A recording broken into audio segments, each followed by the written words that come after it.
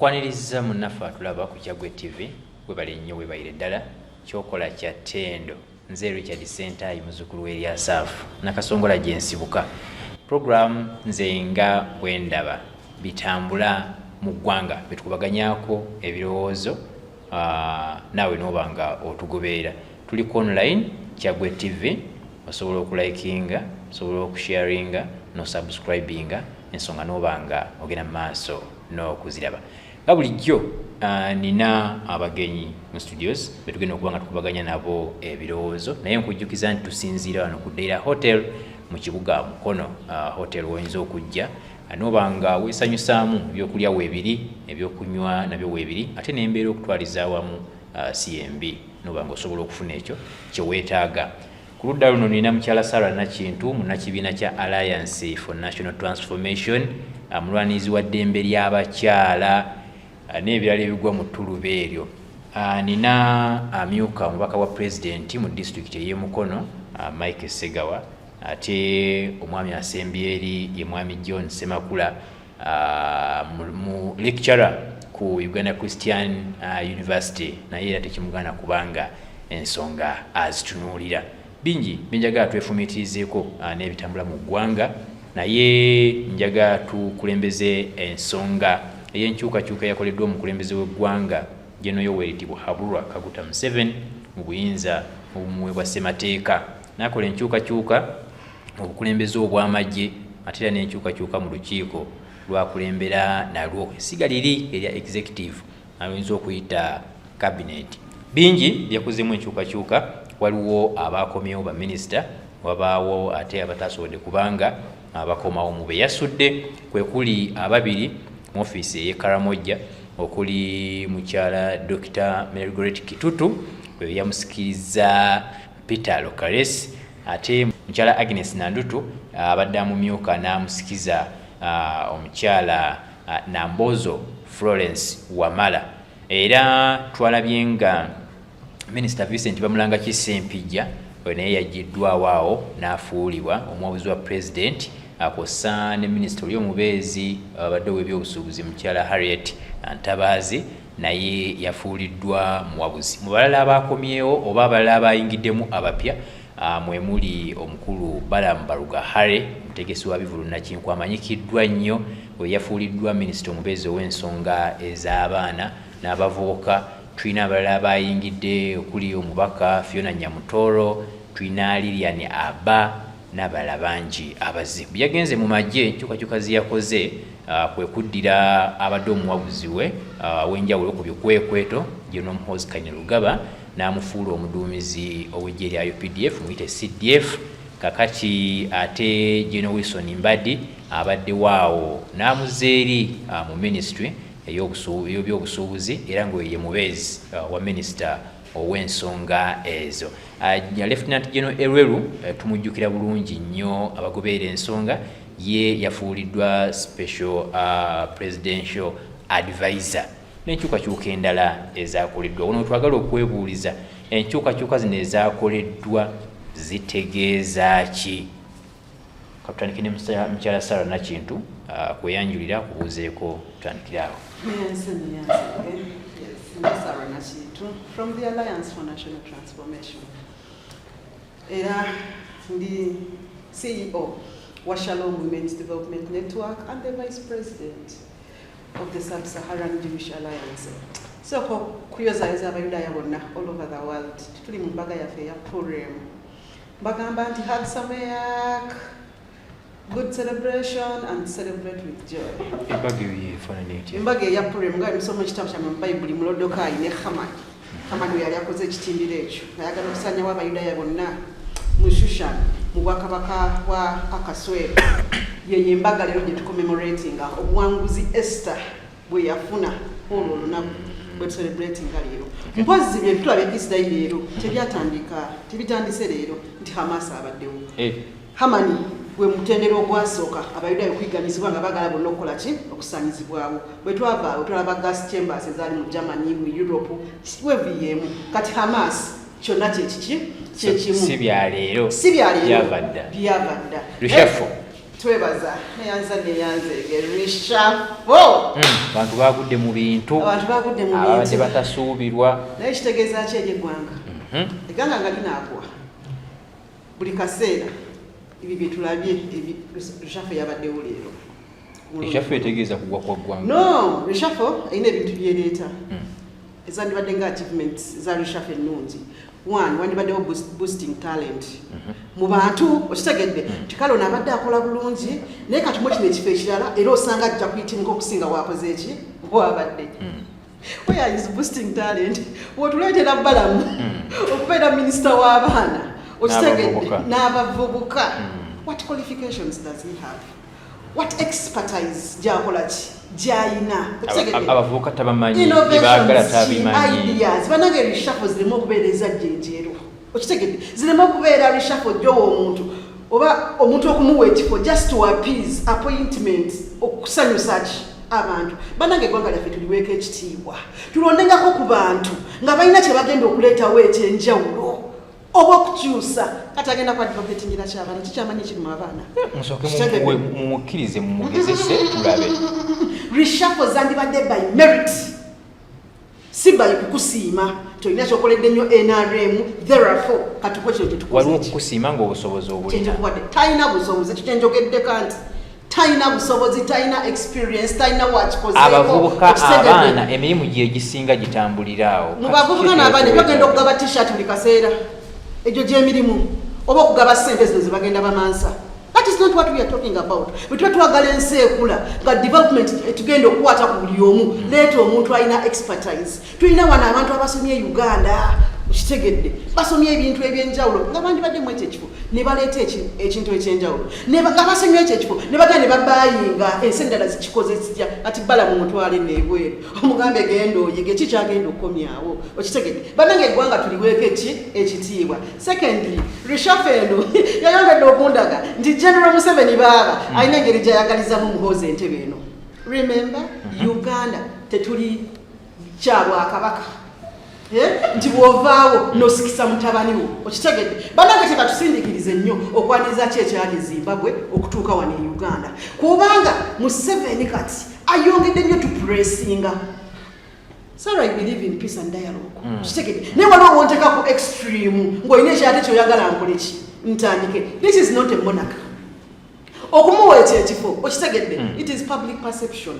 Nga ye okitegedde ayagala yimusa omwana we bamulabe kati alina eddala gyakoze eki byatuuseeko era byonna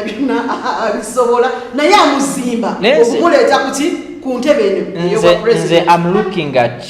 capability. No, capability wali abantu abalala basinga muhoozi to manage. Wali abantu abalala abasoma okitegedde it is not only him ompulira naye ekyo kuleeta mwana we mu public amwe perception eyo okitegedde ate ekyo mukisa omulungi nti bw'abateekamu tebalwamu teba byakufiiramu era ogenda kulanga General Muhoozi alina gwe yaddidde mu bigere tewali ya mulala ali capable okitegedde kino teyakikoze bannayuganda okugamba nti kubanga ali capable azimbira mutabani we bya bufuzi paka wana asikira entebe eno okitegedde so ekyo sikiraba mu njawulo ekyabana ekyenjagala okwogirako Museveni omu yaboostinga corruption wano e Uganda. How? Okitegedde bonna be yawadde to me I look at them as corrupt officials okitegedde be bano ba yes to the president kati era I know basiima in that manner okitegedde Mabati Ssegawa yatandika nagamba abantu tukatandikisa bya NSSF nga waliwo okuvuye bwa NSSF ne batubika ne baleeta the Mabati Saga. I told people reshuffle weerijja nandu tutalikola ki talidda okitegedde ne munne talikola ki talidda kati ekyenjawulo kyakoze we said bw'oba olonda minisita wa Kalamojja muleke abeere muki mu Kalamojja anti bwe mwayogera ennyo n'abagamba mwemulindirire onoonyereza kugende mu maaso political action will be taken tewebale nnyo teyateekingiddwa if political action is being taken let it be on the same level okitegedde lwaki affectinga nandutu ne munne nga n'abalala bati bagasanga mu lujja okitegedde nga kote bali affected eyo office ye Kalamojja nze kati kankubuulire office ye Kalamojja ne government eno bwebebba tabeera muntu omu okitegedde kabeera akajegere konna kakwate singa konna President Museveni yakakwata n'agamba buli dealings mu Mabati Saga resign okitegedde oba singa tabakomezaawo leero n'abalala abali mu ministerial levels twandigambye nti obuli bw'enguzi abulwanisa mulundi gutya gumu naye waliwo ebitamuwoomera babadde balina saga zaabwe nenandutu ne banne era I told members all media gye nagendako nti nandutu kino ekintu gwe kikola ki gwe kinoonya how dare you tell me ti amabati nze nagabba ne ngatwala naye mu bukujjukujju nga zizzaayo ku factory nondeka okitegedde ffenna tubeera bati bali yake ffenna tubeera babbi so singa ekyo yakikoze n'akikola ku bantu bonna nandutu si yekka yabadde muki mu corruption Matiya Kasaija nyingi nnyo ze babbye the first lady nyingi nnyo ze babbye okitegedde emisango gibeera wano ng'abantu babbye ssente y'eggwanga naye okubaga eno giriiginga munda the first lady mwali president mwali okitegedde bonna bakola ki mwebali bonna bakwate kajegere obakole ki obagobe bw'olagulamu characters ebbiri to me oba tolina kyokoze ki kyokoze bw'oba ona disciplining abantu let it be equal. Okay, simba wakati yao. Webali nnyo. Next semba ddala kambalage. Ministry zonna bannange bagenda baziteekamu abajasi. Kakati ekyo tukimusa maaso nga bannayuganda. One of the character traits eya Museveni kwe kwenywereza mu ntebe. Kati wakwata abajasi n'abajeno n'abatwala mu bizinesi okitegedde ne babeera mu lands ne babeera ministry zonna ezisinga kati ziri headed by army officers. Some kati bakola enguudo bakola ebizimbe. No, it wouldn't have been bad. Munnayuganda kyetaaga the end of it all service. No. There are people who are capable nga tebalina mu uniform nga basobola okukola service eyo okitegedde naye kubanga bo beekola ki beeyagaliza ekyo kye batugamba you know we don't pay them they are just doing voluntary work ani bw'okozesa nga tomukola ki nga tomusasula kibeera kiti ekyo bannange rishafo Museveni mulyake era bonna beyataddeko balyake nze ku lwange talina in fact seewuunya nekye yakoze era sobaana gisanyukira webale nnyo webaire ddala bona RDC enkyukakyuka nga bwezazze abantu bagudde mu bifo oli waddewo ebitambula nti president akola n'abakulu bokka emisaayi emito tugiraba nti jazze nakka ku ground najjayo ddala omuntu oli byandiroozezza nti tasobola kubanga abeerawo n'amusembeza wano bwe byatandika bityo n'alondamu omukyala Nabbanja n'amufuula prime minister ennonda ya mukyala Nabbanja erina enjawulo ntono nnyo n'eya mwami Balaam batandika banyomberera abantu naye bigenza okuggwa nga tulaba nti waliwo lwaki ekikoleddwa if you to have an example of mukyala Nabbanja lwekyafa okutwaliza awamu ogiraba otya. Webale nnyo Richard nsanyuse nnyo okuba wano olunaku olwaleero mpuliriza madamu Sarah of course seewunyiza nnyo biki byayogedde kuba mbadde musuubiramu ki of course naye kyabadde alina okukola ki kyabadde alina okwogera naye of course ku level ye ebituufu tabiraba waliwo ebyo bimusuubiramu to stand above kuba kati mukyala Sarah si mukulembeze wa bulijjo nze mugoberedde ebbanga ddene nnyo ddala era manyi of course mu Uganda tulina ekizibu nti politics amanyi engeri gyatussaamu wansi ffenna by the way simanyi lwaki nosanga abantu ab'omuzinzi nga wadda mu nnyumba yewa oba mu ddiro yi ng'anywa ne banne oba mu classroom nga debatinga issues z'eggwanga atadde mu politics olabanga baraisinga debate ku ngeri etuwa future etuwa enkya namba emu eno lishafo bagisuubidde ebbanga ddene okusookera ddala nze nkiwa President Museveni okuba nti nno alina obugumiikiriza okustadinga embeera n'akola decisions nga azikoze tewaliiwo nga tewaliiwo muliro heat eyo heat of the moment ekikuwa chance no okola decision ng'eri well informed nga decision eyo kwegamba ekuwa chance okukola kyolina okukola kuba president around December baga president agenze kisozi era kale shapo biki ejja ne batebeeza n'okutebereza ebigiramu ebbanga lino lyonna akuteresha amanya ge cabinet y'olukiiko olufuga eggwanga ng'akoze strategic changes 5 zokka bwezi ziringa 5 ndowooza strategic decision yeyo njiwa president lwansonga namba emu ekibala kiruma abantu eggulire ly'ekkalamojja lyanyiiza nnyo bannayuganda right. Era president okuba omuliro ngo if you a firefighter bw'oba oli mu kuzikiza omuliro olina okugenda kyatwa fire source nosokala okola ki kuba ebintu ebirala ebisigadde tumanyi biri mu kooti tebirina kuba decided on naye president amanyi muno nakuwa responsibility mu ministry eyo olina okumakinga sure ati no there is no scandal out of that ministry. Abantu aba bagudde ku Jambiya oba ku Kiso madamu Kitutu Kitutu Mchala Kitutu ne Nandutu be balina obuvunanyizibwa okulaba nga ebyo byabakalamojja kikiri kyogambye nti bweguba muliro yagenze okutandikira kati senga kooti esanga wala bali guilty irrespective of what they did. Nsuubira then you take another decision naye okufuna responsibility anaavunanyizibwa ku kino kyendaba awulagamba nkoze eki mbawumuzza ate mu budde nabo nga bamaze n'okwerowooza nti twakola kiki kikyabo kuba akyere president abange yabawa omukisa senga nali bo nze ekiseera ekyo kyennyini nali ngaba president ndamuresigning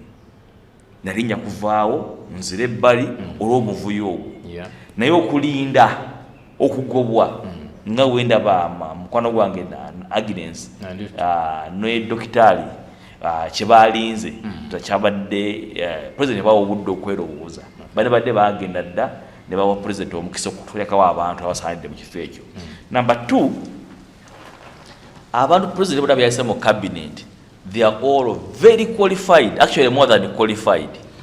Era senga omuntu atula wansi kwanyera kukubuuza kati madamu Saro bamugala Nsemakula Minister aina kuba naki kiki from minister wandigambye minister ye muntu alina okuba nga asomyeko omuntu asobola okuba nga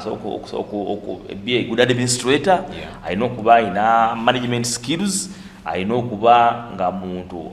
agundidde mu society kakati mwami General Mbadi General Mbadi number 1 for mentorship bwoba onoonya omuntu abadde ebbanga eddene ne president studying the president's moves abikola atya okumala ebbanga ddene tewabaddeewo ba ADC ba president bamubadde kumpi ebbanga eddene nga General Mbadi avuddeeyo mwamulaba agenze eggulu adumira division yaffe y'eggulu akomyewo ajja mu administration y'amagye sawa zino bamwadde oba minister bwa trade junior minister kati mweko mwasinzira okugamba nti Nyakairima Katumba Wamala Muhoozi tuwadde omugoma questioninga lwaki atula mu kifo ekyo. How do you begin to questioning nawo Mbadi ntali qualified okubeera minister wa state wa trade? Number 2, tunuulira Dr. Omona ono Sara amanyi Omona bulungi former president secretary abadde MP for very long time okitegeera agenze ku secretariat ya NRM aweereza bulungi nnyo with excellence agenze ewa president aweereza mu kifo ekyo saawa zino bamuwaddira naye dokita ya state nsuubira Dr. Omona look at his credentials naye ojja kulaba kati discussion esinga kuwasumbua eri ku bantu aba era ekiseera kingi mulowooza Uganda 75% of Uganda they are under 25 years of age bavubuka okitegeera ng'onoonya okulaba nti nno abavubuka beeraba mu bukulembeze bw'eggwanga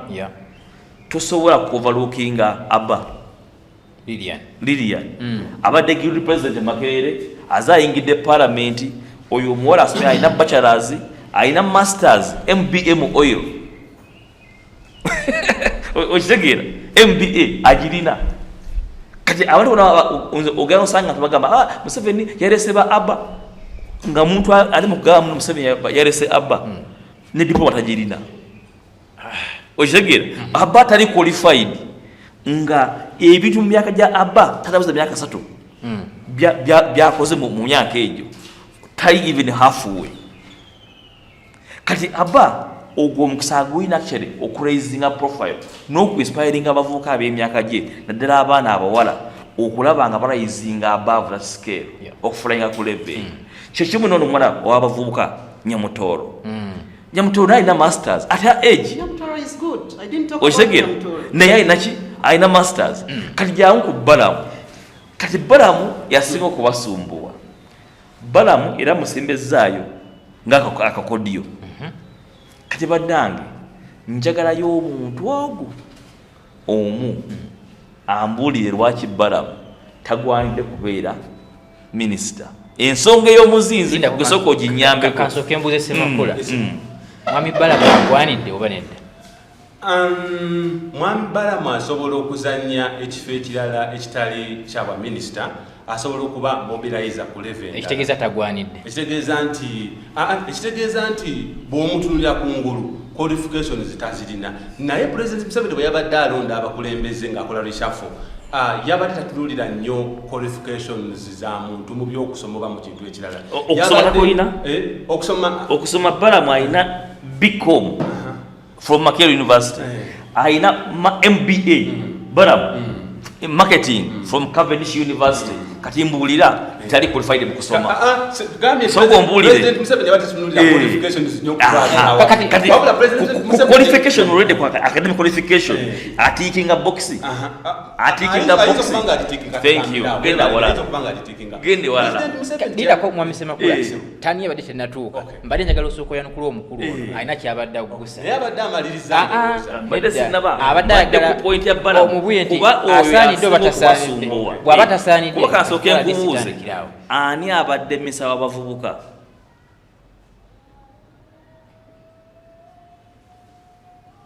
kitegeeza nti bwe tuba tetumumanyi kitegeeza nti abadde takola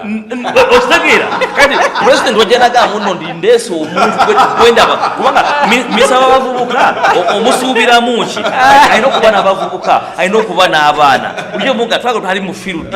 omulasa okuinspiringa abavubuka Balaam ali mu bavubuka everyday gy'emirimu gye ku levo ye ng'omuntu yakyusibwa obulamu bw'ebivulu n'omuyisa Ssaabavulu okitegeera n'arayizinga Balaam okuva mukuta amazzi okuna mu bivulu n'afuuka event organizer n'atandika okukola companies ze Balaam right now mu Uganda ali ku middle level taxpayers asasula over 500 million shillings mu kufa za URA from his businesses alina radios nga 5 alina company y'amazzi alina events alina company no it's not true actually go muyora ochekinge omusajja oyo ali mu employing over 200 Ugandans kati gwengo tuyo Balaam talina substance akulaze Balaam asomye goli academic omanyi munno tutalina masters this substance even enough okubeera mu government y'eggwanga oba okukola mu governance omuntu aranize business ye n'agijja ku zero n'agifuula like a 10 billion company oyo omuntu aba muntu wa bulijjo bannange nedda muganda bange ffe nze mbadde ekirungi mwami Semakula nze nayingira amawulire mu 2006 mbaddewo nga nkavalinga ebivulu oba nga amovalooking pepa abakavalinga ebiki ebivulu ndabye ba Balaam abo Balaam nakanga aboleza ba Abitex okitegeera in other countries where people celebrate success y'omuntu avudde wansi okudda waggulu mu Uganda mukamu ofuuka ekintu ne bakujukiza Saara toyo Saara yaliko house girl olwo oli ku top of the ladder oyinza okujajinga ng'abe okunafuya naye walaba Dr. Ruto Kenya president wa Kenya yatundanga nkoko Eldoret. He was a chicken seller in the markets of Eldoret. A Kenya, they are celebrating him. Ali mukuinspiring aba hustlers banne. Muje tukole. That's the story we all need in Uganda. Si buli muntu anafuga Uganda ayina kuva mu mbuga ya mwami. Naye quality yo ekintu ekiri mukwe ekikusiturwa n'abalala tulina okukikwasa responsibility tusobola okuinspiring ine eggwanga. Actually for me, if you ask me, the biggest peak president yakoze mu cabinet ye yabadde ya Balaam. Si when Balaam omukwano gwange, no, isn't my friend. Naye I have followed his story. I have studied him. I have seen what he does. He takes a special person. Mubadde wano mwebise bisinga nga mwe mujerega General Muhoozi Kayinza Lugaba. Buli omu agamba General Muhoozi tasobola kusika bantu. Nali RC Sejjinja deputy when General Muhoozi we bajja ejjinja ku nga balwaki South African Games nalaba nti in 2 weeks abavubuka ba Balaam ne tiimu zaabwe bamobilizinga Kakindu Stadium nejjula without spending a shilling titubasasula temwali munsimbye sasa nze nali RCC sino convoys omuvuga okuva e Kampala soko mpulirize mukwano mwanyinaze kumanyi wano okugerera ebimu ng'olina w'osinziira nange nze nnyini nga RCC I was shocked kubanga ku exercise eyo nali omu ku bamobilizers naye nange nze nnyini nteka okubanga expenditure yange gye nasibirira ku ssente ezo teyasukka $20,000 I think ekyo nekituuza ku kye nabadde ngamba nekitegeeza kyekyo Balaam asobola okukola ekifo ekirala nga mobilizer nafunibwa ekifo ekirala nga mobilizer naye naabanga takoze andi kati osoma kwa tulina kudefininga mission ya appointing authority okitegeera when you define the mission kati who does becomes very very simple president ayagala to mobilize younger people towards a given direction kwa bavuka bafe bajja banange bebase nze mbeera mu bantu Semakula mu bantu you a teacher abaana bafe ne bayitamu don't they need people who are inspiring them abaana bafe some of them are depressed ate okusinga si bya government na mu families bava bwennyini oyina ba mu family ali beaten ali discouraged ali demotivated betaga inspirational stories iti lwamu woli Balaam yaganze n'agamba nti no ewaffe tebanga bina kyamani wa kyalo ero siwono kyama taliyo I'm the first person in family okusinzira ku Balaam era afuse Minisita agendako mu parliament kubanga n'omusomesa w'omugigi tebamulina weyagambye ate it's not Balaam alone I'm one of them too I'm one of them eno story ya president yali mu writing essaawa zino nze nsubira mu Uganda eno gye tulimu utushiftinga mindset tujishapinga bulungi ngaye mwacelebratinga Barack Obama omwana wa single mother a mixed marriage kitaawe yafanga is alcoholic mama we yamutwala mu Indonesia nga she was almost nakuli wajjajjawe namala nafuka something mu nsi we should pick our own stories to celebrating so lo inspiring in eggwanga to another level ku bukulembeze obw'amagye soko gene wa Semakula ndowooza nti ensonga agikutteko bulungi so nja kwebaza sebo moderator olwokuba nti nange mpadde omukisa kakati njagala bannayuganda bategeere era abateesa bannange bano kyeboogeddeko mu mpolampola ti President Museveni bwe yabadde akola reshuffle eno ekigendererwa kye yabadde strategy era kino nno kusomooza kunene nnyo eri abakulembeze b'ebibiina ebirala kubanga ennonda ya President Museveni yakoze ekulaga nti President Museveni azannya ebyobufuzi nga strategist 24/7 nti obulamu bwe abumalako nga anoonya ki ekinaatwala ekibiina mu maaso so nga kyandiba nti abakulembeze b'ebibiina ebirala balabika beebakamuko President kyalabika nti takola nja kukumenyera lwaki President yazza akyusakyusa lwaki yaleese Balaam lwaki yasudde Ssempijja e Masaka kakati katandike ku Balaam katono nnyo Balaam President Museveni olwaliro akulaga nti okuleeta Balaam yanoonya muntu anaasobola kubanga omwami RDC bwayogedde anoonya muntu anaasobola okubanga amobilizinga abantu be ng'anoonya obululu mu ngeri ez'enjawulo okumobilizinga abantu okujja okukola ebintu ebyenjawulo okusinza ddala abavubuka kyekyabadde kigendererwa naye nga bwe njagadde okwogera mu ntandikwa nga RDC tannayogera nze nabadde ndowooza nti mwami Balaam yandibadde asobola okufuna ekifo ekirala bandibadde mulonda mu kifo ekirala tugambe ku level nga ku kifo nga obanga ekya RDC n'abanga mobilization agikolerawo sikuba nti nkiziza wansi naye bwe tuzze tukulema bega gye tuvudde nga tukyali bato nga bw'owulira nti omuntu Minisita oba President agenda kukola reshuffle ng'osuubira ebintu bingi mu bantu bagenda okuleeta ku board njagala kulende mu RDCs bangi nnyo abasobola okufuuka ba ministers naye mwami Balaam avaayo nnyo ng'asobola okuplayinga role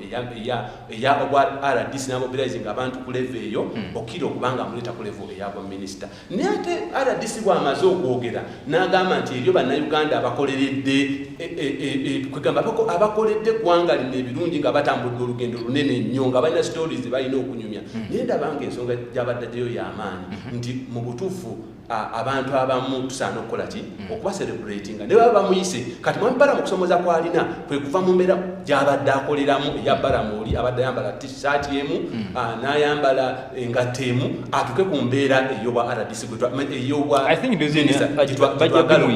era bw'anaaba atuuse awo wajja kuba tewali ki nsonga ndala ate asobola okuyiga akulaga nti muyivu ekisooka nga RDC bwayogedde ate era akulaga nti ayinza okusobola okuba nga ayiga kati Mwami Balaam njagala kumuteeka wali njagala ngende ku nsonga ya Mwami Ssempijja Masaka lwaki President amusula ate n'akwata Balaam wandowooza nti Balaam alabika nga wansi kokkira Mwami Ssempijja lindako soko mwalokora lindako weyasudde yabadde defense minister Mwami Ssempijja n'ateekawo defense minister omulala kubanga agibwawo aleeta Jacob Bothobo abadde deputy we ekyo nekitegeeza ekyokubiri okumufuula omuwabuzi nakyo kina implication President bakufuula omuwabuzi ng'obadde minister abakusudde era oba tolina mugaso ekyo twagala kibeere kiriya nnyo so nga ate bw'aba akufudde RDC ate kyo kiba kyamaanyi kubanga RDC is mobilized ne bakufuula advisor to the presidential advisor abakusuulidde ddala era mututambulira awo tagalukiriza ogani kakati Mwami Ssempijja yasuuliddwa era ekifo kye n'akigabira omuntu mulala wabanga yabadde deputy we kati bwe yawali ne lwaki yasudde Mwami Ssempijja Mwami Ssempijja ava Masaka ava Masaka era nga president strategist gwe twogeddeko nti Masaka gy'ava nupu yeefugayo kakati lwaki obeera ng'akulonze ng'ate toli mukulembeze yalondebwa abantu nakuma emyaka egyo gyonna ng'ate Masaka gy'ova popularity si y'amaanyi y'ekibiina kye kitegeeza nti gwe tokoze mulimu gwonga ki so abatakyamugattako politically oba tokyalina value gy'oleeta mu kibiina ng'ekya NRM kakati ku nsonga y'emu ne muganda wange RDC njagala naye mukone katono nnyo RDC olina okusoomoza kw'amaanyi nnyo nti district gy'ovaamu naawe erimu opposition y'amaanyi so ng'ate obadde ova wala oli mupya ekyo kikola ki ekyo kibaawo mu kulembeze olina okulwana naawe okulaba nti tetwagala bakusule kubanga oli musajja mugezi nnyo nkuwulirizanga ebintu byeyogera byaki byamagezi njagala mobilization egende mu maaso labe nga ekintu okikyusa kitambula bulungi nga kidde wamu kubanga ye mobilization olina okukola naye kino ekituufu kiri nti ozze okola ate oli musajja mugezi ekyo ojja kukikola kakati tudde ku kitutu ne nandutu eyo mugiramu nti lwaki president asuula gundi nandutu ne kitutu ekintu kiri nti ekyo tekitegeeza nti president afaayo nnyo okulwanyisa enguzi not really kubanga president yavuddeyo bwe yabadde ng'ali eno ebukedya yavuddeyo bulungi nnyo n'alaga nti ensonga si yakulwanyisa nguzi ensonga weetaaga omuntu agenda okukola ki omuntu agenda okusupportinga ekibiina kyo era kiri kyegambye nti president is a strategist akola ebyobufuzi 24/7 kubanga bw'aba nti kuba bali involved mu kintu kino yasuddeko babiri kitegeeza nti ababaleka badde ne politics we baleeta valo gye bagatta ku kibiina kya NRM Mwami Semakula katono nnyo kankuzeeyo kawo ku nsonga y'ebukedya president yaddayogera yakozesezza akagambo traitor ako kayinza kuba nga kategeeza kiwe tukatemaatema kubagamba abo bonna abakola bino they are traitors ekyo president era yabadde azanyira mu politics era agamba nti ali ready okuba exposinga yabadde azanya byabufuzi lwa nsonga emu nti traitor gwagamba nti kubanga traitor kyavudde kugamba nti abantu bali bawagira ebisiyaga era balwanyisa speaker lwakuba nti yawagira ebbago eryajja okugjawo ebisiyaga eryajja okulwanyisa ebisiyaga mu ggwanga era nti byonna bye bakola balina bye bakolera abeebweru sirowooza nti ekyo kyekyandibadde ekigendo newankubadde nti abo bayinza okuba nga bakikola naye president yandibadde asooka kutulaga nti akutte ku bantu abagambibwa okuba nti bakola ki nti balya enguzi n'abakwatako n'agamba nti ndadde nammwe mbakutteko mbatadde wali naye tulina ekizibu ky'abali b'ebisiyaga mu ggwanga abeetaaga okukola ki abeetaaga okulwanyisa ndowooza awo president bwe yandibadde akola ki atambulira kakati ng'ofudde ku nsonga eyo njagala tugende ku nsonga ya mwami muhoozi ne reshuffle yakoleddwa ku muhoozi ku magye nsuubira nti president nga strategist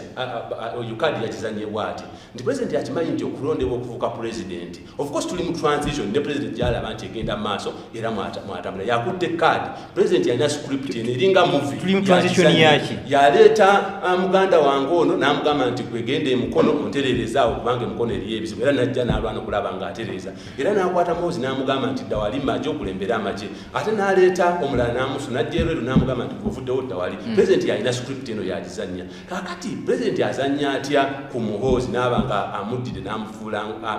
amekomanda mu biseera ebiwaliro nga tugenda mu 2026 ensonga ziri bbiri nti ensonga emu okufuuka president oba okufuuka president w'eggwanga ekisooka nti olina etteeka ligamba nti olina kusaba akalulu mu bantu. Mwami Muhoozi kirikiriya nti entebe akola ki agiyagaliza eyo bwa president era nti abaddeko mu mbeera ey'okunoonya akalulu Mwanga abadde amobilizinga ahead of 2026 abadde bagamba president nti Muhoozi ajja kujja mu 2026 kakati yo president Muhoozi agitestinze ne president era bategedde mwami Muhoozi azitowa kyenkana ki okiraba ekyo kivuddeyo bulungi nnyo bwe kimaze okuvaayo simanyi kivuddeyo kya informinze president gamba nti kakati Muhoozi kansanye card number 2 Muhoozi mujjeeno mobilization muteeke mu maje n'ensonga ziri bbiri ensonga y'okubiri ereeta nti bw'obanga oli maje nga gwokulira amaje oba ne rolo nene nnyo gy'oplayinga mu transition tugambe nti tukeera ku makya enkya olwaliro nga babaddewo okulonda nga mwami Muhoozi ne waba teyeesimbyewo naye nga yeesimbyewo tugambe nti ye mwami Kyagulanyi oba mwami Besigye ne bw'obanga owangudde akalulu Jeno Muhoozi apulinga rolo nnyo ey'okugamba ey'okukwasa obuyinza okukeera ku makya n'agamba obuyinza babukwasiza naye oteeka okubanga n'amagi nago gali mabegawo okitegeera ng'akozesa obuyinza buli bw'alina ng'omubuyinza bw'akulu kitegeeza nti olina okuyingeejinga amaje nga mwami Muhoozi olina okumuyingeeji okwogera naye kakati bwe batoli redde kwogera na mwami Muhoozi ate ne nayabanga tali redde kulaalinga behind yo kitegeeza nti owedde tosobola kukwata ntebe ng'amaje tegakoze eki tegali mabegawo kakati yo kadi namba tu president yakoze eki yazanye mu bufuzi bye Uganda ate president gaba okugamba nti okuzanya ebyobufuzi akutegeera bulungi nnyo gojja kwebuuza nti lwaki president bw'akoze reshuffle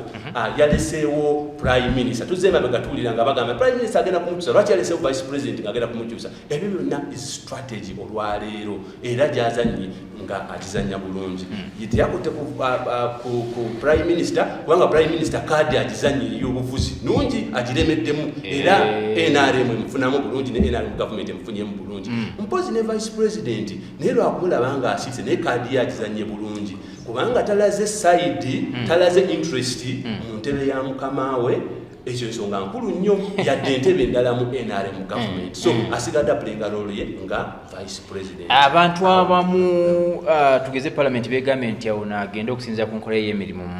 tetumusiimye bwe bakomawo kiba kitegeeza kyo. President yakomezaawo oyo omukyala eyali mu ministry ya lands mukyala Namuganza president nga bwe kugambye nti alina kadi gyazanya bw'ati mukyala Namuganza tojja kumuyita ekisooka nti ali loyo nnyo eri president Museveni nti president agala abantu abali loyo gyali ekyo njagala nkikukiriza oba olabanga president ayinza avaayo n'awagira speaker wa parliament nga speaker alina okusomoozebwa oba allegations z'enguzi naye speaker akulaga nti ali loyo nnyo eri president Museveni era ensonga lwaki amwaga noono omukyala Namuganza abadde loyo nnyo ne wabakubadde alina obutakkaanya n'abakulembeze abalala bali mu kibiina naye abadde loyo eri president Museveni. President Museveni pays for loyalty nti bw'obanga omwagira n'omutima gumu naye akuwa n'obanga naawe okola ki nga weeyagalira ng'otambula kakati ate ekirala president yeetaaga abantu abayinza okumuyambako okulwana entalo bw'abanga waliwo omuntu eyeegulumiza mu office emu tugambe nga speaker oba yali speaker nga yeegulumiza oba omuntu omulala nga alina weyeegulumiza nga Namuganza asobola omukwatako okulwanisa omuntu oyo oba okumuteeka mu layini aba wamugasa eri president era tekyewuunyisa president bw'abanga akomezaawo n'ongamulaba nti akyalina enamba gy'ayinza okuzannya mu ttiimu ye ey'abantu emwenda ey'omupiira. Webale nnyo webaire ddala ku Kyaggwe TV kwe tukyali program Nze Nga Bwe Ndaba bakulu bawulira ensonga bwe bagenda mu maaso n'okuba nga abazitematema oyo abadde mwami John Semakula mukyala Nakintu nga tetunnawummulamu neyanzega mpozi kibeera kyennaku nnyo okuba nga tulina abakulembeze nga tebasobola kulaba the reality. We were appointing the Prime Minister. People said negative things about Honorable Nabaja. But I told them that lady is going to perform beyond expectations. Of course, nze nali mulabye kumala ebbanga nali mu kakumiro we had events okitegedde era I knew she is going to deliver kubanga nali mumanyi oyo samuyinako nze wadde any query okitegedde oba ekintu kyonna bwenzirayo kukyamutesa munange yakavaako strategy kitegedde gyayogeddemu bringing like Honorable Nyamutoore simuyinako any question okitegedde azze akola abadde advocatinga bulungi okitegedde and everything naye ekyo kyenjagala okusinga okwogerako ng'oli wagambye nti bwe tuba nga tukwata ku nguzi tukwate ku bantu bonna kyali kyennyamiza nnyo president we yavaayo n'agamba omanyi wadde bano babbye ssente naye bainvestinga mu ggwanga okitegedde kirungi tezifuluma okitegedde kaakati bwe babanga atuuse ku eryo eddaala kubanga tezikola ki tezifuluma naye bainvestinga waneeno how sure are you teri zikola ki zifuluma wantu alabako omukulembeze omu mu Switzerland bamukomesawo ssente okitegedde ne bamugamba naye ozinvesting ewammwe ng'ate mukulu nnyo muti mu ggwanga okitegedde so ssente zikola ki zifuluma ne zigenda naye kubanga omutwe mutyamu okitegedde guli corrupt era bano bonna bawadde beebo ani abadde asinga Balaam mu kusaasaanya ssente z'eggwanga okitegedde Balaam asajja ssente ebikuti yabiyitawa okitegedde no ebikuti yabiyitawa okitegedde byalinga biyitamu ye unfortunately ng'oluusi ne bebazimuwa tezituuka naku the last person was in Okolati okutukako. So if you can uplift such people, okitegedde ate n'obakuza ate n'olekawo by the way nze kankubulire omuntu okulirayinga on the past si kibi nnyo to me it is a motivation okitegedde kubanga nze nange mu famire yange tiriyo yali ezeeko ku high level okitegedde yes nyinza n'okuba nga yenze yasooka okufuna masters nyinza n'okuba yenze yasooka okukola embaga okitegedde mu famire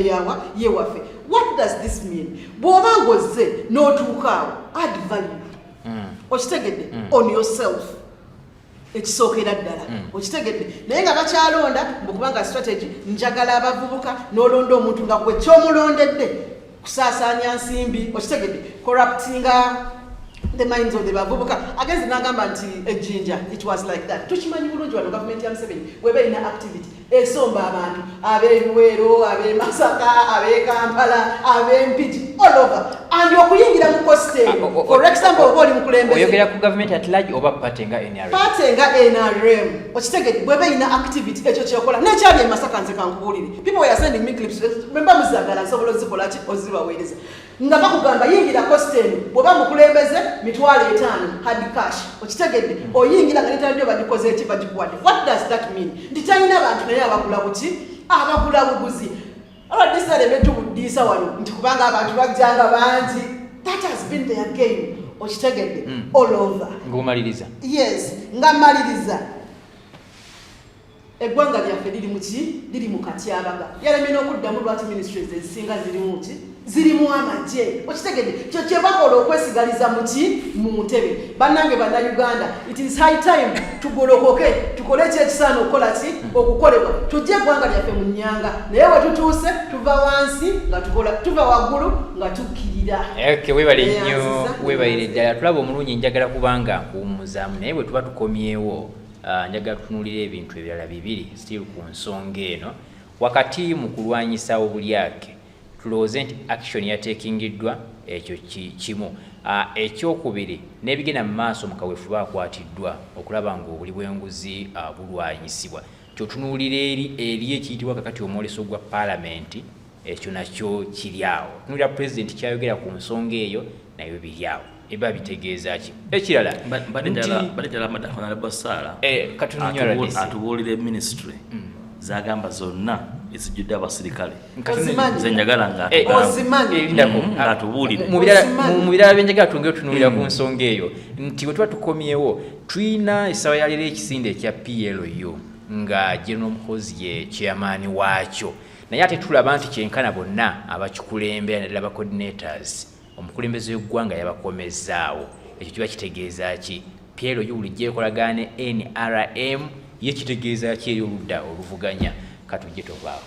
Do you have a business trip, a study tour, a vacation, or intentions of enjoying the unique tourism sites? We introduce to you Buvuma Palm Resort in Buvuma Islands, a unique place to be for all your accommodation needs with spacious cottages, well suited in a good environment, overlooking a serene ecosystem with a rare view of Lake Victoria right from your bedroom.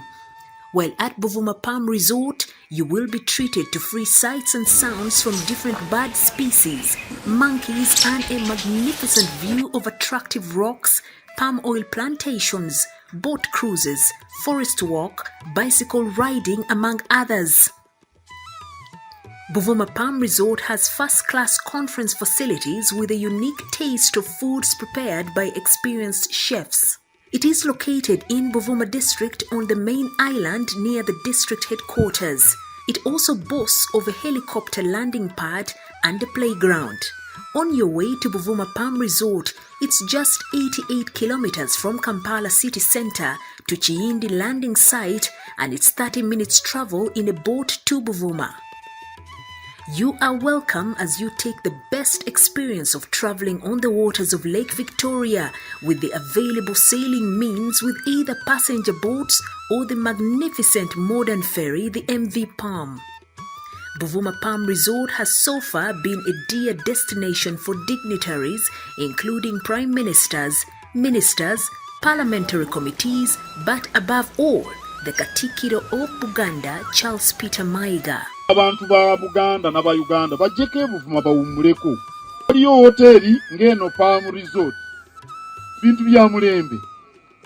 Oli muzadde ng'okyalemereddwa ku ssomero ki mw'oyinza otwala omwana w'omwaka guno? Nsonga ki ekyakulemesezza? School fees baakusabye nnyingi? Olugendo lunene ng'ebyentambula bikyakalubye? Nandi ky'onoonya essomero erinaalabirira obulungi omwana wo? Okuviira ddala ku by'okusoma mu kibiina, okuzannya n'okutumbula ebitone, ekyokuddamu si kirala. Ly'essomero lya Prudence Junior School, Empoma Mukono, lisangibwa ku luguudo oluva e Mukono okudda e Kayunga, nga wakayitako mu katawuni k'Ekisowera opposite n'Empoma Girls School. Prudence Junior School liri mu kifo kigazi bulungi era ekisirifu, ate nga lirina abasomesa abakugu ddala, ebyokwerinda ku ssomero biri gguluggulu, ebyentambula babikolako anti emmotoka ezitambuza abaana weeziri. Essomero lya ddene boarding nga mu kaseera kano okuwandiisa abayizi kugenda mu maaso awo ku ssomero. Liwandiisa abayizi okuva ku daycare, nursery paka ku P7. Ebisale birungi ddala ng'abaana abava ewaka basasula emitwalo 3 gokka, ng'ate bo ab'ekisulo basasula emitwalo 6 gyokka. Abaana balya bulungi ne bakeera ku ssomero nga basanyufu. Bw'ayagala okuwandiisa omwana n'okumanya ebisingawo, kuba ku noti 7 noti 1 29 92 38 oba noti 773 noti 62 21. Prudence Junior School, tuwa omwana wo tumusomese, togenda kwejjusa.